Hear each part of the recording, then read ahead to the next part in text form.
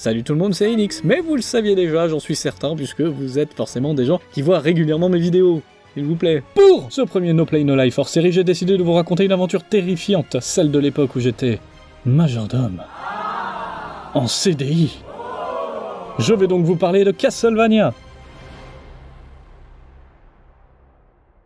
Je travaillais à l'époque pour le seigneur Vlad Tepes, un homme tout à fait charmant, à ne pas confondre avec Vlad Tapas, qui est quand même une sacrée mauvaise blague. Mais abonnez-vous. Un beau jour, nous avons reçu la visite d'une jeune femme. Et oh là, faut pas se gêner. C'est qui nettoie après? Poufias. Cette femme de petite vertu disait s'appeler Lisa de Lupu. Où se trouve le village de Lupu? Lupu c'est à moins de 2h30 d'ici si on prend la DN14, monsieur. Parcourir le monde comme un paysan ordinaire, alors que je vous offre la connaissance des immortels, la science véritable. Monsieur, vous la connaissez depuis à peine 2 minutes et vous lui proposez déjà d'obtenir vos connaissances. D'aucuns diraient qu'il est anguille sous roche, ou chauve-souris Soudan. Alors le Soudan. Soudainement, Lisa de Tepu de Lupu fit une proposition étrange à mon maître. Elle voulait éduquer le peuple. Quelle idée! Ils ne seront plus de simples paysans si vous leur apprenez ce que vous savez. Ils ne seront plus superstitieux s'ils comprennent comment fonctionne le monde. Ok, j'avoue, c'est pas si bête que ça, et peut-être que le monde peut s'améliorer. Tout lui avait été donné par Satan lui-même. Ouais, non, là c'est chaud par contre. Ah bah elle était là, l'anguille. Ne leur fais pas de mal. Ils ne comprennent pas. Manque de peau, mon maître n'était pas là, et à son retour, il fut accueilli par une vieille dame qui lui raconta toute l'histoire. En gros, ça donnait ça. Ta femme, elle est morte. Elle était vivante. Tu sais que t'es plutôt beau gosse. Vous brûlez, monsieur. Mais ça va pas, Baptiste, qu'est-ce que tu fais? Il était évident que mon maître n'allait pas laisser le meurtre de sa dame impuni.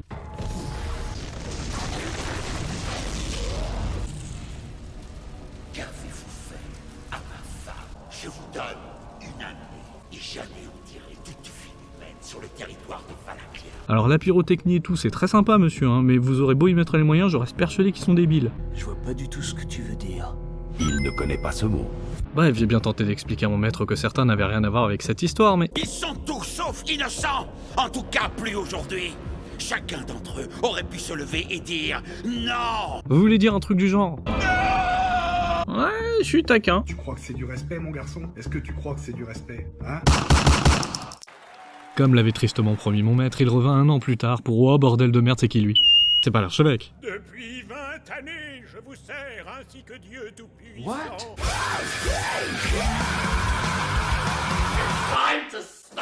Non mais bon sang, cet homme n'est pas archevêque, il est vomi. Il a un œil qui dit merde à l'autre. Philippe, je sais où tu te caches. Ta gueule, salaud. Je veux dire, il est dégueulasse, enfin il est pas beau.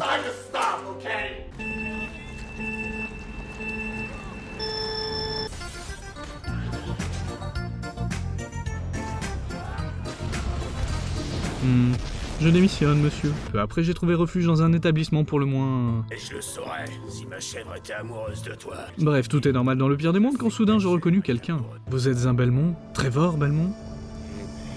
Oh, c'était poli, oh! J'ai donc abordé monsieur Trevor, mais point le temps de lui expliquer qu'une embrouille démarra avec les clients de la taverne.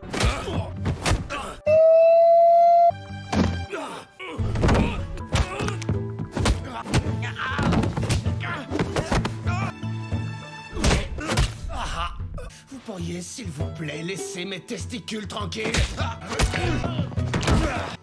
Je suis Trevor Belmont, putain.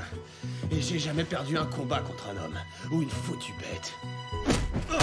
Une fois ce malentendu réglé, je pris le temps d'expliquer la situation à Trevor, qui, évidemment, moyennant finance, accepta ma requête. C'est-à-dire, stopper Vlad Tepes, en fait. Je suis hyper content. Après cela, je l'accompagnai à la ville la plus proche, mais pour je ne sais quelle raison, nous ne pouvions entrer par le chemin conventionnel. Y a pas de panneau, y a pas de panneau. Tu te la pètes, hein? Connard. Une fois entrés dans la ville, nous nous sommes retrouvés sur le chemin d'un garde. Fort heureusement, ce dernier était de dos, et... Ah mais vous allez pas le tuer, il dort! Non mais je vous jure! Comme vous pouvez le constater, la ville est dans un état déplorable.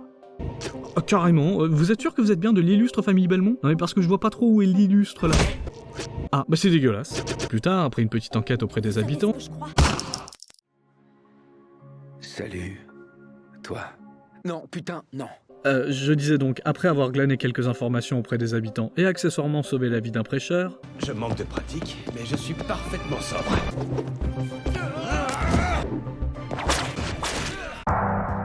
Aïe, coup dur pour Guillaume. Nous avons été gentiment invités par ce dernier qui avait visiblement une requête à formuler. Ah mais on n'a pas le temps pour les quêtes annexes. Il existe une vieille histoire. J'adore les histoires. L'histoire raconte qu'un sauveur dort sous les combles de Grésite. Un grand héros qui dort jusqu'à ce qu'il soit appelé. Je la connais, celle-là. Le soldat endormi. Alors nous on est passé devant un soldat endormi mais je pense pas que c'était lui, il avait pas grand chose d'héroïque. L'un de nous est allé à sa recherche. Ce prêcheur est parti dans les catacombes sous le mausolée à l'ouest de l'église. Si je vais rechercher le corps de ce petit, accepterez-vous de partir et d'offrir votre aide aux survivants lorsque la horde nocturne aura enfin terminé son carnage dans cette cité? Oui. Une fois dans les catacombes, nous sommes tombés sur une créature bien connue de la famille Belmont. Le Cyclope. Eh, on n'a jamais dit que les blagues étaient de qualité ici, hein. Quoi? Bon ok, restons calmes et réfléchissons, soyons... Mais pourquoi le Cyclope a-t-il toussé, me direz-vous? Souvenez-vous, Trevor a craché sur des cadavres, en fait il y avait une chauve-souris. Ensuite la chauve-souris a toussé sur un pangolin, le pangolin a toussé sur un monsieur, le monsieur a toussé sur des nouilles, les nouilles ont toussé sur un monsieur, le monsieur a toussé sur un avion, l'avion a toussé sur Mario, et Mario a toussé sur le Cyclope. Ça ou le tabagisme passif. C'est stupide ce que vous dites. On devrait fuir.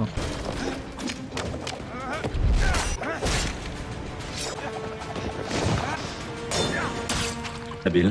Ok, le Cyclope vaincu sa malédiction n'avait plus lieu d'être, et le petit-fils du wow, ok c'est une fille, et je m'y attendais vraiment pas. Et j'ai une réaction beaucoup trop violente. Alors retenez bien ça Trevor, c'est ce que ressentent les gens quand ils vous croisent. Petite fille donc. Ah non mais d'accord, il m'ignore. Bref, après ça, Trevor expliqua à la jeune femme ce qu'il s'était passé. Est-ce que vous m'avez grimpé dessus? Tellement de blagues possibles. Un peu. Non mais c'était à moi de faire cette blague! Je suis un Belmont. Oh, you touch my tra-la-la. Salut. Toi. Non, putain, non. Y a pas de panneau, y a pas de panneau. Salut. Toi.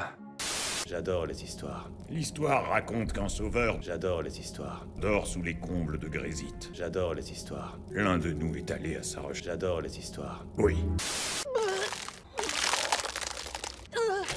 Je suis hyper content.